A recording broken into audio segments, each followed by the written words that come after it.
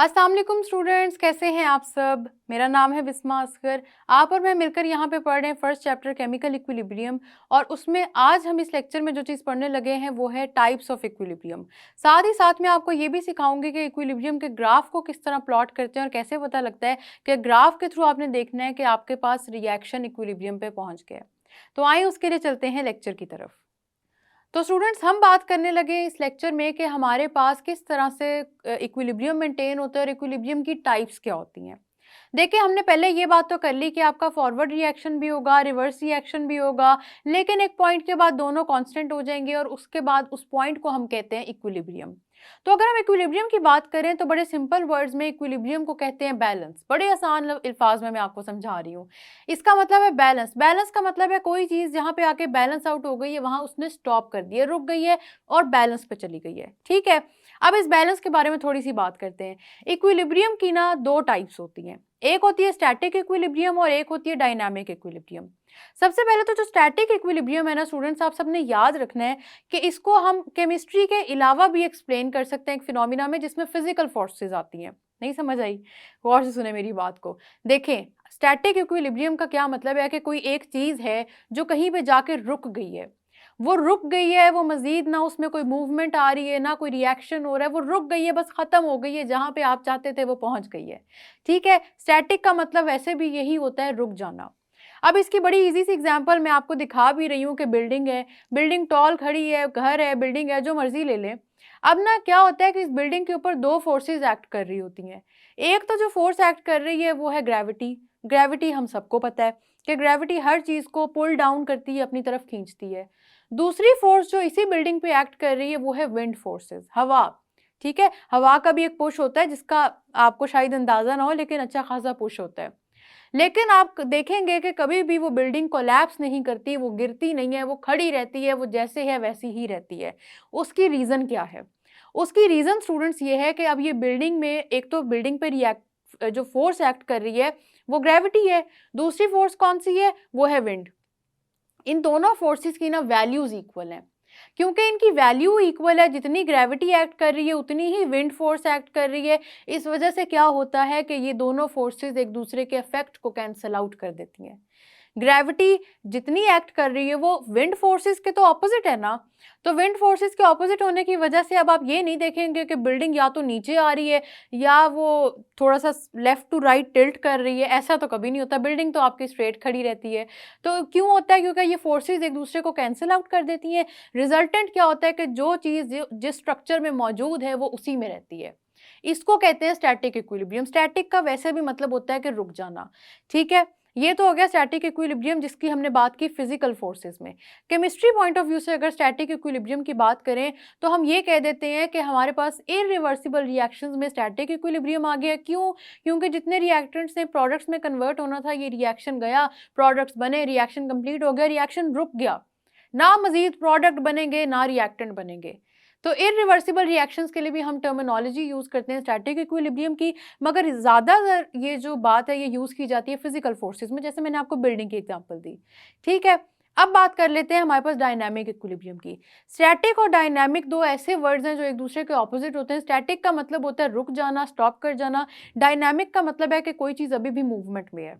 तो dynamic equilibrium को explain करते हैं केमिस्ट्री पॉइंट ऑफ व्यू से कि जिन रिएक्शंस को हम पढ़ रहे हैं, जिनमें हम बार बार कह रहे हैं कि रिवर्सिबल रिएक्शंस इक्विलिब्रियम पे जाते हैं, तो कौन सा टाइप है इक्विलिब्रियम का जो इस पे फिट करेगा?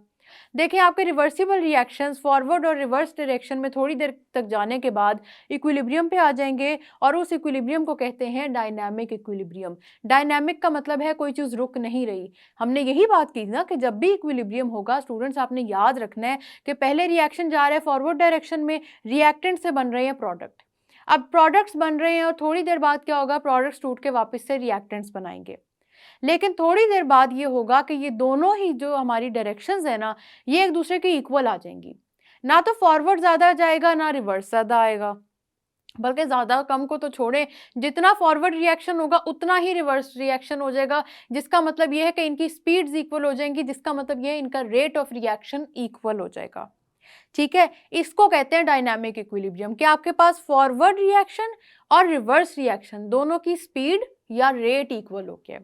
ये बात समझ में आ रही है कि डायनामिक का मतलब है कोई चीज़ मूवमेंट में है लेकिन इक्विलिब्रियम में है, मूवमेंट भी है इक्विलिब्रियम भी है। तो आपका रिवर्सिबल रिएक्शन रुकता भी नहीं है लेकिन वो कोई चेंज भी प्रोड्यूस नहीं कर रहा, मतलब ना ज़्यादा प्रोडक्ट बनेंगे अब ना ज़्यादा रिएक्टेंट बनेंगे, जितने प्रोडक्ट और रिएक्टेंट बनने थे वो बन गए। अब क्या होगा, वही रिएक्शन है, फॉरवर्ड भी जा रहा है रिवर्स भी जा रहा है लेकिन वो रुकेगा नहीं।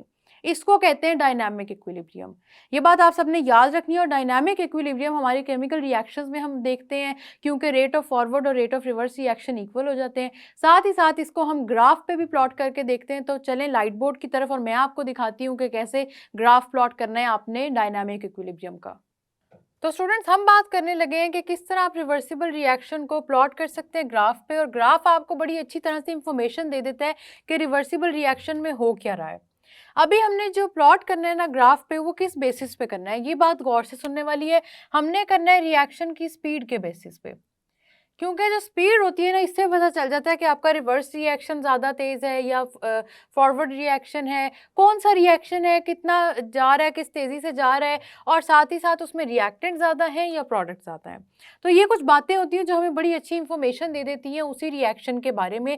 इसीलिए हम ग्राफ को यूज़ करते हैं, जो ग्राफ आपको एनिमेशन पर भी मैं दिखाऊँगी। लेकिन उससे पहले वो बनता किस तरह है, प्लॉट कैसे होता है, मैं चाहती हूँ कि आप उसको देख लें एक दफ़ा।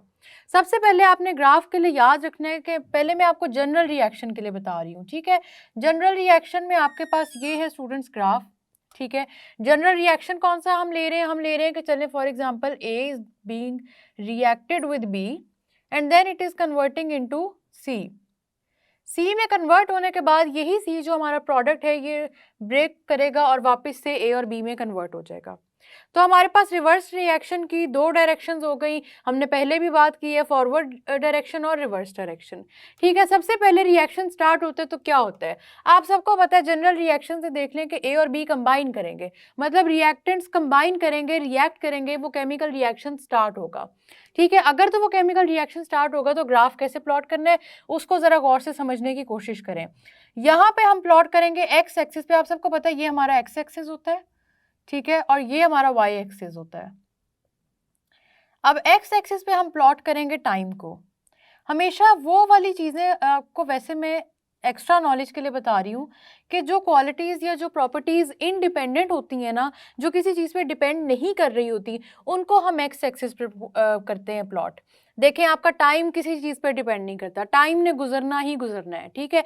तो आपने टाइम को एक्स एक्सिस पे प्लॉट कर देना है और रेट ऑफ रिएक्शन मतलब कि स्पीड ऑफ रिएक्शन को वाई एक्सिस पे प्लॉट कर देना है। तो आपको समझ आ रहा है, अगर आपको पेपर में भूल भी जाए ना कि एक्स एक्सिस पे टाइम था या वाई एक्सिस पे टाइम था, तो आप सबने याद रखना है कि वो वाली प्रॉपर्टी जो इंडिपेंडेंट होती है, जो किसी चीज़ पे डिपेंड नहीं कर रही होती, वो एक्स एक्सिस पे आती है। तो टाइम क्योंकि किसी चीज़ पे डिपेंड नहीं करता, टाइम ने गुजरना ही गुजरना है, इसीलिए आपने उसको एक्स एक्सिस पे प्लॉट कर देना है। और उसके अलावा रेट ऑफ रिएक्शन डिपेंड कर रहा है टाइम पे कैसे करेगा और कैसे रेट ऑफ रिएक्शन में फ़र्क आएगा, वो कुछ चीज़ों पर डिपेंड करता है, इसीलिए हमने उसको वाई एक्सिस पे प्लॉट कर दिया है। दोनों में कंफ्यूजन हो तो टाइम का बस याद रख लें कि टाइम किसी चीज़ पे डिपेंड नहीं करता, ठीक है। अब टाइम में हम कितना टाइम ले रहे हैं वो भी हम ज़रा देख लेते हैं। हम इसको प्लॉट कर देते हैं हर 10 मिनट्स के इंटरवल से, 10, 20, 30, 40, 50, 60, ठीक है। आपका इस तरह से ग्राफ प्लॉट हो गया, ठीक है। अब क्या होगा, रिएक्शन स्टार्ट होगा और रिएक्शन के स्टार्ट होने से आपके पास ए और बी जो रिएक्टेंट्स हैं, अभी वो उनकी क्वांटिटी क्या है, ज़्यादा है, वो हाई क्वांटिटी में मौजूद हैं। इस ज़्यादा क्वांटिटी की वजह से क्या होगा, ये रिएक्टेंट्स रिएक्ट करके प्रोडक्ट्स बनाएंगी, फॉरवर्ड रिएक्शन होगा। सबसे पहले आपने ना स्टेप्स याद रखने हैं स्टूडेंट्स, आपके पास फर्स्ट स्टेप ये है कि फॉरवर्ड रिएक्शन होगा। और फॉरवर्ड रिएक्शन में आप सबको पता है कि क्या होता है, प्रोडक्ट्स बनते हैं।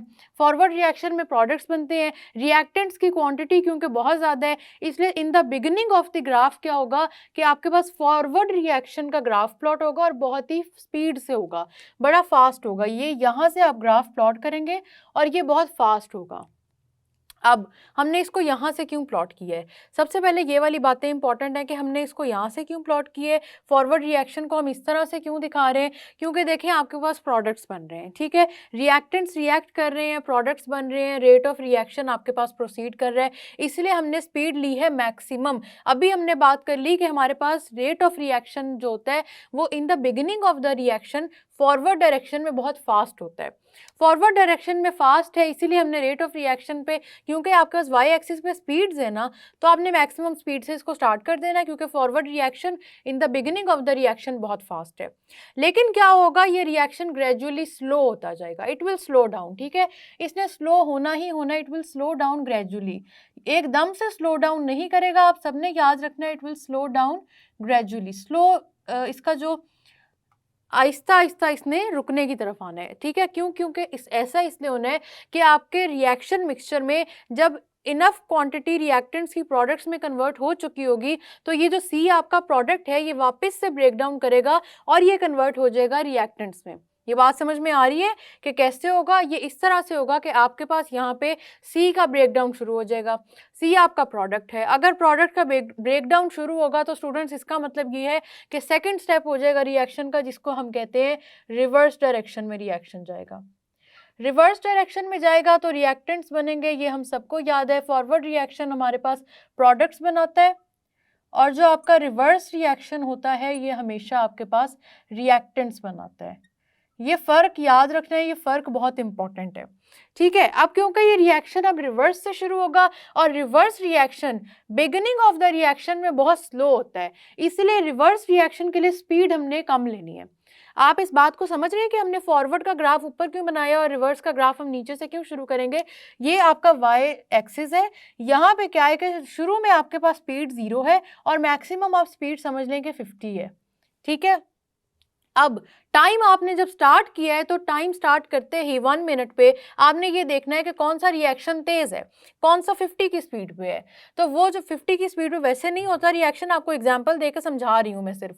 कौन सा रिएक्शन है जो 50 की स्पीड पे है फॉर एग्जांपल, वो आपको पता है फॉरवर्ड होता है, इसलिए हमने मैक्सिमम स्पीड से स्टार्ट कर दिया और जैसे जैसे टाइम गुजर रहा है आपका ये रिएक्शन स्लो डाउन होता जा रहा है। अब हम बात करते हैं उस रिएक्शन की जो शुरू में रिएक्शन के स्टार्ट में स्लो था, जिसकी स्पीड समझ लें 0 थी, वो है आपका रिवर्स डायरेक्शन का रिएक्शन। ठीक है, रिवर्स डायरेक्शन रिएक्शन के स्टार्ट में जब टाइम अभी हमने शुरू ही किया था, तब क्योंकि ये स्लो था इस वजह से हमने इसका ग्राफ यहाँ से शुरू करना है और ये आहिस्ता आहिस्ता तेज होगा। ठीक है, ये आहिस्ता आहिस्ता तेज होगा, यहाँ पर आएगा और आपका जो फॉरवर्ड रिएक्शन है ना वो आहिस्ता आहिस्ता स्लो होता जाएगा। और इनका स्लो और फास्ट होने का कुछ प्रोसेस इस तरह से होगा कि आपके ये ग्राफ्स थोड़ी देर बाद दोनों अटैच हो जाएंगे। ये बात समझ में आई कि आपके पास सबसे पहले फॉरवर्ड रिएक्शन स्टार्ट हुआ, स्पीड मैक्सिमम थी, अभी टाइम गुजरा नहीं था, स्पीड मैक्सिमम थी, इसलिए हमने उसका ग्राफ पहले प्लॉट किया। उसके बाद उसी टाइम पे हमने देखा कि फॉरवर्ड रिएक्शन तो स्पीड मैक्सिमम के साथ प्लॉट हुआ, लेकिन जो रिवर्स रिएक्शन था ना उसकी स्पीड बड़ी स्लो थी, वो समझ लें 0 थी। ठीक है, इसलिए हमने उसको यहाँ से स्टार्ट कर दिया। तो फॉरवर्ड रिएक्शन की लाइन हमेशा आपने टॉप ऑफ द ग्राफ से स्टार्ट करनी है और रिवर्स की हमेशा आपने बॉटम ऑफ द ग्राफ से स्टार्ट करनी है। फॉरवर्ड रिएक्शन रिप्रेजेंट कर रहा है कि प्रोडक्ट्स बन रहे हैं और रिवर्स रिएक्शन रिप्रेजेंट कर रहा है कि रिएक्टेंट्स बन रहे हैं। थोड़ी देर बाद क्या हुआ कि आपका ये पूरा का पूरा दोनों जो रिएक्शंस है ना, फॉरवर्ड और रिवर्स, ये दोनों कांस्टेंट आ जाएंगे, इन दोनों का रेट इक्वल हो जाएगा, जिसकी अभी हमने बात की थी कि डायनामिक इक्विलिब्रियम की ये प्रॉपर्टी होती है। यहाँ पे आके रेट इक्वल हो जाएगा, दोनों सेम तरह से क्यों प्लॉट हो रहे हैं? क्योंकि इसका मतलब है कि रेट आपके पास फॉरवर्ड और रिवर्स का इक्वल हो गया है। यहाँ पे मैं लिख देती हूँ F, जिससे पता लग जाएगा कि ये फॉरवर्ड रिएक्शन की बात हो रही है, और यहाँ पे मैं आपके पास लिख देती हूँ छोटा सा R, जिससे पता लग रहा है कि यहाँ पे रिवर्स रिएक्शन की बात हो रही है। तो क्योंकि आपके पास यहाँ पे आके फॉरवर्ड रिएक्शन का रेट और रिवर्स रिएक्शन का रेट बिल्कुल एक दूसरे के इक्वल हो गए ना, इस वजह से यहाँ पे दोनों का ग्राफ सेम प्लॉट हो जाएगा। अब क्या होगा, इस सेम का मतलब क्या है? इसका मतलब है आपका फॉरवर्ड रिएक्शन भी हो रहा है, मतलब प्रोडक्ट्स भी बन रहे हैं, साथ ही साथ रिवर्स रिएक्शन भी हो रहा है, मतलब के रिएक्टेंट्स भी बन रहे हैं। ये ग्राफ समझ में आ रहा है? जब पेपर में बनाना है तो फिर इसके साथ साथ ये एग्जाम्पल, ये आपने एक्सप्लेनेशन भी लिखनी है कि फॉरवर्ड का मतलब है कि ये फास्ट हो रहा है लेकिन थोड़ी टाइम बाद ये रुक जाएगा, कांस्टेंट हो जाएगा, और रिवर्स का मतलब है कि ये एकदम से फास्ट नहीं था, ये शुरू में स्लो था, एकदम से फास्ट होगा और उसके बाद ये भी कांस्टेंट पे चला जाएगा। अब आप देखें फॉरवर्ड रिएक्शन की भी स्पीड देख लें, ये वाई एक्सिस पे स्पीड्स है ना, रेट है, रेट का मतलब स्पीड ही होता है। आप स्पीड देख लें, वाई एक्सिस पे 0 पे ग्राफ प्लॉट हुआ है, कोई फॉरवर्ड का हुआ है 0 पे प्लॉट? नहीं। साथ ही साथ आप देख लें क्या रिवर्स का 0 पे प्लॉट हुआ है? नहीं। लेकिन ये कोई मिडल की स्पीड है जहाँ पे जाके ये कांस्टेंट हो गया है। यही हमारे पास प्रॉपर्टी होती है इक्विलिब्रियम की, कि रिएक्शंस जो है ना वो कांस्टेंट हो जाते हैं। कांस्टेंट हो जाते हैं, एक टाइम के बाद रेट ऑफ फॉरवर्ड रिएक्शन भी कांस्टेंट होता है, रिवर्स रिएक्शन भी कांस्टेंट होता है, जिसका मतलब ये है कि ये रुके नहीं है। फॉरवर्ड रिएक्शन भी हो रहा है, रिवर्स रिएक्शन भी हो रहा है, लेकिन हो दोनों कांस्टेंट गए हैं। अब दोनों की स्पीड इक्वल हो गई है। अब आपको फर्क पता नहीं चलेगा, आपको प्रोडक्ट्स बन रहे हैं, रिएक्टेंट्स बन रहे हैं कि नहीं, ये फर्क पता नहीं चलेगा। जैसे कि हाइड्रोजन आयोडाइड में आप सबको पता है कि सबसे पहले हमारे पास हाइड्रोजन आयोडाइड बनता है तो पर्पल कलर फेड होता है। तो आपको हाइड्रोजन आयोडाइड बनने का पता चल गया कि पर्पल कलर खत्म हो रहा है। जैसे ही रिएक्टेंट्स बनते हैं, पर्पल कलर रीअपीयर होता है, तो आपको पता चल जाता है कि रिएक्टेंट्स बन रहे हैं। लेकिन कुछ टाइम बाद जब ये कांस्टेंट आ जाएगा ना, मतलब इक्विलिब्रियम आ गया है, तब क्या होगा कि ना आपको ये पता चलेगा कि हाइड्रोजन आयोडाइड बन रहा है कि नहीं, ना आपको ये पता लगेगा कि हाइड्रोजन और आयोडीन बन रहे हैं कि नहीं। दोनों कांस्टेंट हो जाएंगे, दोनों एक ही जगह पे जाके रुक जाएंगे। ये बात समझ में आ रही है कि आपके ना प्रोडक्ट्स मजीद बनेंगे ना रिएक्टेंट्स मजीद बनेंगे। इनकी स्पीड इक्वल हुई है स्टूडेंट्स, प्रोडक्ट्स और रिएक्टेंट्स की क्वांटिटीज इक्वल नहीं हुई। ये बात बड़ी इंपॉर्टेंट है, ये बात याद रखिएगा। आपके फॉरवर्ड रिएक्शन की स्पीड कांस्टेंट हो गई, रिवर्स रिएक्शन की स्पीड भी कांस्टेंट होगी। लेकिन आपके फॉरवर्ड रिएक्शन ने जितना प्रोसीड कर लिया, उसके बाद जितने प्रोडक्ट्स बने हैं उसकी क्वांटिटी रिवर्स रिएक्शन के रिएक्टेंट्स के इक्वल नहीं गई है। तो आपने याद रखना है कि इनके रेट्स तो इक्वल हो रहे हैं, लेकिन concentration of products is not equal to concentration of reactants. ये बात समझ में आ रही है? कितने रिएक्टेंट्स ने प्रोडक्ट्स बनाए हैं और कितने प्रोडक्ट ने रिएक्टेंट्स बनाए हैं, वो जितने भी बन गए हैं ना, बस वो कांस्टेंट हो जाएगा। इक्वल नहीं होंगे ये दोनों, ये रेट इक्वल होंगे। ये बात आप सबने याद रखनी है। इक्विलिब्रियम में हम आगे भी जब इक्विलिब्रियम को पढ़ेंगे ना, तो ये दो प्रॉपर्टीज ऐसी हैं जिसका जिक्र हम बार बार करेंगे कि रेट इक्वल होता है, स्पीड इक्वल होती है, लेकिन प्रोडक्ट और रिएक्टेंट्स की कॉन्सेंट्रेशन कभी भी इक्वल नहीं होती, क्योंकि जितने प्रोडक्ट बन गए हैं वो भी बस उधर ही रुक जाएंगे, जितने रिएक्टेंट्स से बनना था वो भी उधर रुक जाएंगे। अब देखिए आपका हाइड्रोजन और आयोडीन, आयोडीन पर्पल कलर में है, पर्पल कलर का रिएक्शन हो रहा है हाइड्रोजन के साथ, हाइड्रोजन आयोडाइड बन रहा है, पर्पल कलर खत्म होता जा रहा है। आप देखें पहले फॉरवर्ड रिएक्शन का ग्राफ प्लॉट हो रहा है, वो तेज हो रहा था, लेकिन एकदम से वो स्लो हो जाएगा, स्लो हो गया। अब देखें, अब यही हाइड्रोजन आयोडाइड वापस से रिकन्वर्ट हो रहा है हाइड्रोजन और आयोडीन में, और ये रिएक्शन रिवर्स डायरेक्शन में आ रहा है। तो अब आपका रिवर्स डायरेक्शन का जो रिएक्शन पहले स्लो था, वो अब एकदम से फास्ट हो जाएगा। लेकिन थोड़ी ही देर बाद आप देखेंगे कि ये दोनों ही ग्राफ्स एक दूसरे के कांस्टेंट आ गए हैं, एक दूसरे के इक्वल आ गए हैं, जिसका मतलब है कि अब हाइड्रोजन आयोडाइड और आयोडीन की क्वांटिटीज़ में फ़र्क नहीं आ रहा। ना तो मज़ीद प्रोडक्ट बनेगा हाइड्रोजन आयोडाइड, ना मज़ीद रिएक्टेंट्स बनेंगे हाइड्रोजन और आयोडीन। जितने रिएक्शन मिक्सचर में मौजूद हैं उतने ही रहेंगे। ये बात समझ में आ गई? दूसरी एग्जाम्पल हमने पढ़ी कैल्शियम कार्बोनेट की। तो कैल्शियम कार्बोनेट के बारे में स्टूडेंट्स आप सबने याद रखना है कि कैल्शियम कार्बोनेट का ग्राफ भी एक दफ़ा देख लेते हैं, फिर देखते हैं कि हमने क्या रिजल्ट निकाला है। कैल्शियम कार्बोनेट की फॉर्मेशन देखें, कैल्शियम ऑक्साइड और कार्बन डाइऑक्साइड कंबाइन कर रहे हैं, रिएक्शन फॉरवर्ड डायरेक्शन में जा रहा है, कैल्शियम कार्बोनेट की फॉर्मेशन हो रही है, जिसको हमने कॉम्बिनेशन रिएक्शन भी कहा। अब यहाँ पे फॉर्मेशन के बाद कुछ कैल्शियम कार्बोनेट डीकम्पोज होना शुरू हो जाएगा, रिवर्स डायरेक्शन का रिएक्शन शुरू हो जाएगा, जिसमें आप देख सकते हैं कि पहले तो वो स्लो था, लेकिन एकदम से ग्राफ बहुत फास्ट प्लॉट होने लग गया है।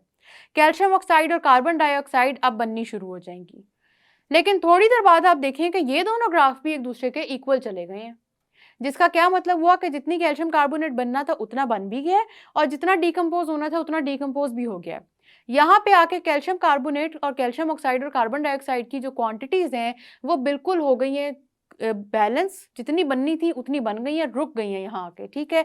इक्वल नहीं है, डिफरेंट क्वांटिटीज हैं, इक्वल भी हो सकती हैं, लेकिन जितनी है उतनी रुक गई हैं, डिफरेंट भी हो सकती हैं, इक्वल भी हो सकती हैं। लेकिन आप सबने नोटिस किया कि यहाँ पे जो ग्राफ हैं वो दोनों ग्राफ्स वही हैं जो मैंने आपको लाइट बोर्ड पे समझाए थे, कोई फर्क तो नहीं है ना।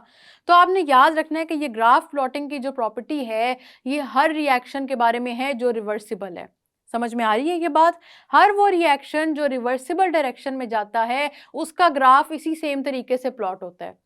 इस बात को आपने याद रखना है, क्यों? क्योंकि ये उसकी क्वालिटी है। फॉरवर्ड रिएक्शन शुरू में फास्ट होगा, फिर रिवर्स रिएक्शन स्लो था शुरू में, वो फास्ट हो जाएगा, थोड़ी देर बाद दोनों रेट्स कांस्टेंट हो जाएंगे। तो ग्राफ इसलिए चाहे आप जनरल रिएक्शन का बनाएं, आप हाइड्रोजन आयोडाइड की फॉर्मेशन और डीकम्पोजिशन का बनाएं, या आप कैल्शियम कार्बोनेट की फॉर्मेशन और डीकम्पोजिशन का बनाएं, आप ये नोटिस कर लें कि सबके ग्राफ बिल्कुल सेम बने हैं। तो हमने क्या सीखा? हमने ये सीखा कि हमारे पास यहाँ पे जितनी फॉर्मेशन और डीकम्पोजिशन होनी है हो जाए, rate of reaction dynamic equilibrium पे जाके एक दूसरे के इक्वल हो जाएंगे। ये बात समझ में आ रही है कि डायनामिक इक्विलिब्रियम पे अब ज़्यादा मजीद फर्क नहीं आएगा, आपके रेट ऑफ फॉरवर्ड और rate of reverse reaction equal हो जाएंगे। जितना प्रोडक्ट बनना था बन गया। हाइड्रोजन आयोडाइड की एग्जांपल ले लेते हैं, जितना हाइड्रोजन आयोडाइड बनना था बन गया, बस वहाँ रुक जाएगा। जितना हाइड्रोजन और आयोडीन बनना था वो भी बन गए, वो भी वहाँ रुक जाएंगे। क्वांटिटीज़ में फ़र्क नहीं आएगा, लेकिन क्वांटिटीज़ एक दूसरे के इक्वल आएंगे ज़रूरी नहीं है। लेकिन फॉरवर्ड और रिवर्स रिएक्शन की स्पीड्स इक्वल हो गई हैं, और मेरा मकसद इन बातों को इतनी दफ़ा रिपीट करने का यही था कि आप सबको ये चीज़ें याद हो जाएं। पेपर में पूछे जाती हैं इक्विलिब्रियम की टाइप्स के, डायनामिक और स्टैटिक, आपने बतानी है कि वो क्या होती हैं। साथ ही साथ आपसे ग्राफ प्लॉट करने का भी कहा जा सकता है। अगर लॉन्ग क्वेश्चन में इक्विलिब्रियम के बारे में पूछा जाए तो प्लीज़ ये ग्राफ आपने लाजमी प्लॉट करना है, क्योंकि ये ग्राफ उसकी क्वालिटीज़ को एक्सप्लेन कर रहा है और बता रहा है कि कैसे ये ग्राफ हर रिएक्शन पे आप स्टेबल कर सकते हैं। आप उसके बारे में इसको कॉन्स्टेंटली दिखा सकते हैं, चाहे जो भी रिएक्शन है आप ये ग्राफ प्लॉट कर सकते हैं। ठीक है, तो आपने इस ग्राफ को देख लेना है। एग्जांपल्स मैं बार बार यही बात कहूंगी कि जो बुक में दी हुई हैं हाइड्रोजन आयोडाइड और कैल्शियम कार्बोनेट की, इन एग्जांपल्स को नहीं भूलना, क्योंकि ये आपके हर क्वेश्चन में, हर टॉपिक में, हर जगह यूज हो जाएंगी। तो इन एग्जांपल्स को स्टूडेंट्स आप देखें, बार बार देखें, ग्राफ प्लॉट किस तरह से करना है उसको देखें, और अगर आपको ग्राफ की एक्सप्लेनेशन देनी पड़ जाए वो आप कैसे देंगे उसको भी देख लें। इनकी प्रैक्टिस करें और इनको सीखें। तो स्टूडेंट्स, मैंने आपको सारी की सारी डेफिनेशंस भी समझा दी इक्विलिब्रियम की, साथ ही मैंने आपको ये भी बता दिया कि ग्राफ कैसे प्लॉट करते हैं। इस पे पेपर में क्वेश्चन आ जाता है, इसलिए आपने इसको ज़रूर प्रैक्टिस करना है। ग्राफ प्लॉट भी करना सीखें, चाहे डिफरेंट रिएक्शंस कर लें, ग्राफ एक ही प्लॉट होगा हर रिएक्शन में। साथ ही साथ जो इक्विलिब्रियम की टाइप्स हैं उनकी प्रैक्टिस कर लें और उनको थोड़ा सा याद कर लें कि आखिर उनमें डिफरेंस क्या है। कॉन्सेप्ट को लेकर चलेंगे, उसको साथ साथ अपने साथ चलाएंगे तो फिर वो बहुत ही अच्छा आपको याद भी रहेगा और अगली चीज़ें केमिस्ट्री में समझ भी आ जाएंगी। अगर आप अभी से इन चीज़ों को स्किप करेंगे तो आपको नेक्स्ट लेक्चर्स की समझ नहीं आएगी, इसलिए आप इन सारी चीज़ों को रिवाइज करें। हम मिलेंगे नेक्स्ट लेक्चर में, तब तक के लिए अल्लाह हाफिज़।